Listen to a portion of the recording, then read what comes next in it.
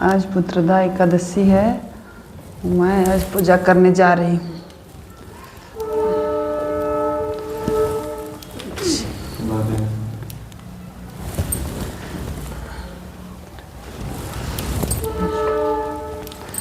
जय लक्ष्मी।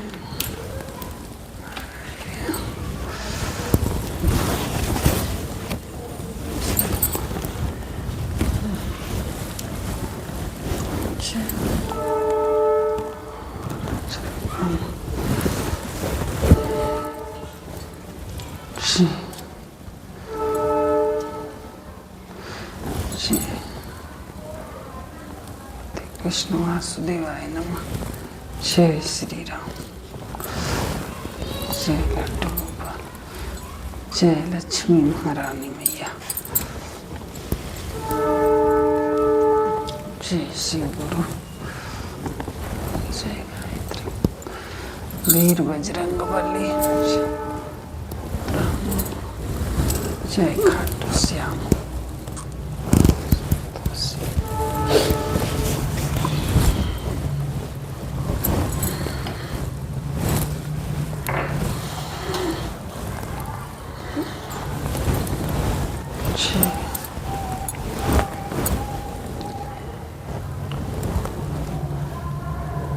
जय विष्णु भगवान की जय।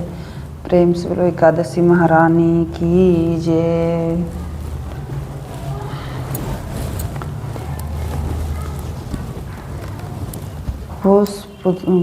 पौष मास के शुक्ल पक्ष की एकादशी पुत्रदा एकादशी। युधिष्ठिर बोले, श्री कृष्ण कृपा करके पौष मास के शुक्ल पक्ष की एकादशी का महात्म्य बतलाइए। उसका नाम क्या है, उसे करने की विधि क्या है, उसमें किस देवता का पूजन किया जाता है। भगवान श्री कृष्ण ने कहा, राजन, पौष मास के शुक्ल पक्ष की एकादशी है, उसका नाम पुत्रदा है। पुत्रदा एकादशी को नाम मंत्रों का उच्चारण करके फलों के द्वारा श्री हरि की पूजन करें। नारियल के फल, सुपारी, बिजौर, नींबू, जमीर, नींबू, अनार, सुंदर, आंवला, लौंग, बेर तथा विशेषतः आम के फलों से देव देवेश्वर श्री हरि की पूजा करनी चाहिए। इसी प्रकार धूप दीप से भी भगवान के अर्चना करें। पुत्रदा एकादशी को विशेष रूप से दीपदान करने का विधान है। रात को वैष्णव पुरुषों के साथ जागरण करना चाहिए। जागरण करने वाले को जिस फल की प्राप्ति होती है वह हजारों वर्ष तपस्या करने से भी नहीं मिलता। यह सब पापों को हरने वाली उत्तम तिथि है। चराचर जगत हित समस्त त्रिलोकी में इससे बढ़कर दूसरी कोई तिथि नहीं है। समस्त कामनाओं तथा सिद्धियों के दाता भगवान नारायण इस तिथि के अधिदेवता हैं। पूर्व काल की बात है, भद्रावतीपुरी में राजा सुकेतुमान राज्य करते थे। उनकी रानी का नाम चंपा था। राजा के बहुत समय तक कोई वंशधर पुत्र नहीं प्राप्त हुआ। प्रेम से बोलो विष्णु भगवान की जय।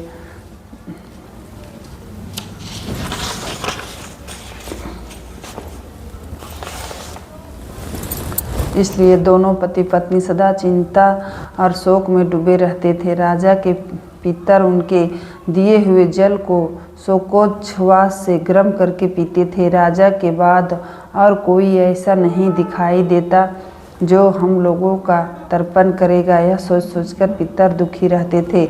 एक दिन राजा घोड़े पर सवार होकर वो गहन वन में चले गए। पुरोहित आदि किसी को भी इस बात का पता न था। मृग और पक्षियों से सेवित उस सघन कानन में राजा भ्रमण करने लगे। मार्ग में कहीं सियार की बोली सुनाई पड़ती थी तो कहीं उल्लुओं की। जहाँ तहाँ भालू और मृग दृष्टिगोचर हो रहे थे। इस प्रकार घूम घूम कर राजा वन की शोभा देख रहे थे। इतने में दोपहर हो गई। राजा को भूख और प्यास सताने लगी। वे जल की खोज में इधर उधर भटकने लगे। किसी पुण्य के प्रभाव से उन्हें एक उत्तम सरोवर दिखाई दिया, जिसके समीप मुनियों के बहुत से आश्रम थे। शोभाशाली नरेश ने उन आश्रमों की ओर देखा। उस समय शुभ की सूचना देने वाले शकुन होने लगे। राजा का दाहिना नेत्र और दाहिना हाथ फड़कने लगा, जो उत्तम फल की सूचना दे रहा था। सरोवर के तट पर बहुत से मुनि वेद पाठ कर रहे थे। उन्हें देखकर राजा को बड़ा हर्ष हुआ। वे घोड़े से उतरकर मुनियों के सामने खड़े हो गए और पृथक पृथक उन सबकी वंदना करने लगे। वे मुनि उत्तम व्रत का पालन करने वाले थे। जब राजा ने हाथ जोड़कर बारंबार दंडवत किया, तब मुनि बोले, राजन, हम लोग तुम पर प्रसन्न हैं। राजा बोले, आप लोग कौन हैं? आपके नाम क्या है तथा आप लोग किस लिए यहाँ एकत्रित हुए हैं? कृपया यह सब बतलाइए। मुनि बोले, राजन, हम लोग विश्वदेव हैं, यहाँ स्नान के लिए आए हैं। माघ मास निकट आया है। आज से 5वें दिन माघ का स्नान आरंभ हो जाएगा। आज ही पुत्रदा नाम की एकादशी है, जो व्रत करने वाले मनुष्यों को पुत्र देती है। राजा ने कहा, विश्वदेवगण, यदि आप लोग प्रसन्न हैं तो मुझे पुत्र दीजिए। मुनि बोले, राजन, आज पुत्रदा नाम की एकादशी है, इसका व्रत बहुत विख्यात है। तुम आज इस उत्तम व्रत का पालन करो। महाराज, भगवान केशव के प्रसाद से तुम्हें पुत्र अवश्य प्राप्त होगा। भगवान श्री कृष्ण कहते हैं, युधिष्ठिर, इस प्रकार उन मुनियों के कहने से राजा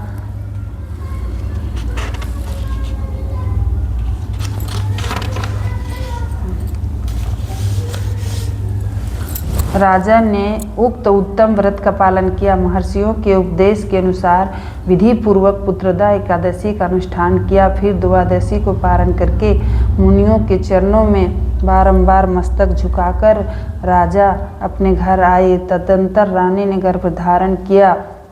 प्रसव काल आने पर पुण्य का कर्मा राजा के तेजस्वी पुत्र प्राप्त हुआ, जिसने अपने गुणों से पिता को संतुष्ट कर दिया। वह प्रजा का पालक हुआ। इसलिए राजन, पुत्रदा का उत्तम व्रत अवश्य करना चाहिए। मैंने लोगों के हित के लिए तुम्हारे सामने इसका वर्णन किया है। जो मनुष्य एकाग्रचित होकर पुत्रदा एकादशी का व्रत करते हैं, वे इस लोक में पुत्र पाकर मृत्यु के पश्चात स्वर्गगामी होते हैं।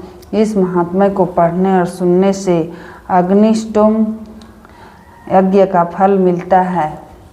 प्रेम से बोले एकादशी महारानी की जय। पुत्र न होना बड़ा ही दुखपूर्ण है, उससे भी दुखपूर्ण है पुत्र का कुपुत्र होना। अतः सर्वगुण संपन्न और सुपुत्र पाना दुर्लभ है। ऐसा पुत्र उन्हें भी प्राप्त होता है जिन्हें साधुजनों का आशीर्वाद प्राप्त हो तथा जिनके मन में ईश्वर की भक्ति हो।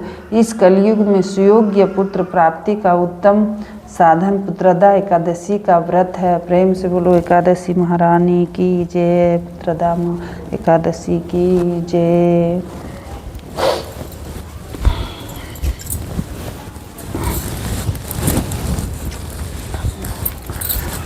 जय।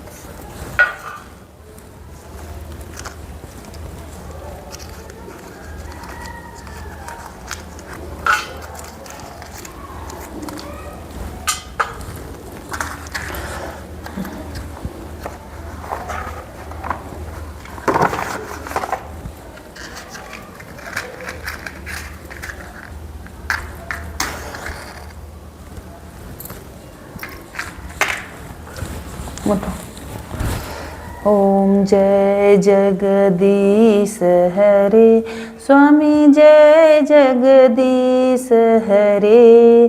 भक्त जनों के संकट क्षण में दूर करे।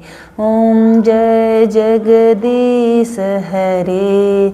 जो ध्यावे फल पावे, दुख बिन से मन का। सुख संपत्ति घर आवे, कष्ट मिटे तन का, ओम जय जगदीश हरे। माता पिता तुम मेरे, शरण गहूँ मैं किसकी, तुम बिना और न दूजा, आस करूँ मैं किसकी। ओम जय जगदीश हरे। तुम पूर्ण परमात्मा, तुम अंतर्यामी, पार ब्रह्म परमेश्वर, तुम सबके स्वामी। ओम जय जगदीश हरे। तुम करुणा के सागर, तुम पालन करता, मैं मूर्ख खल कामी, कृपा करो भरता। ओम जय जगदीश हरे। तुम हो एक गोचर, सबके प्राणपति, किस विधि मिलूं दयामय, तुमको मैं कुमति। ओम जय जगदीश हरे। दीन बंधु दुख हरता, तुम रक्षक मेरे, अपने हाथ उठाओ, द्वार पड़ा तेरे, विषय विकार मिटाओ, पाप हरो देवा, सरदा भक्ति बढ़ाओ, संतन की सेवा। ओम जय जगदीश हरे। श्री जगदीश जी की आरती जो कोई नर गावे, कहत शिवानंद स्वामी, सुख संपत्ति पावे। ओम जय जगदीश हरे। कर्पूर गौरम करुणावतारम, संसार सारम भुजगेन्द्रहारम, सदा वसंतम हृदयारविंदे, भवं भवानी सहितं नमामि, भवं भवानी सहितं नमामि। त्वमेव माता च पिता त्वमेव, त्वमेव बन्धु च सखा त्वमेव, त्वमेव विद्या द्रविणं त्वमेव, त्वमेव सर्वं मम देव देव। धर्म की जय हो, अधर्म का नाश हो, प्राणियों में सद्भावना हो, विश्व का दया कर भोगल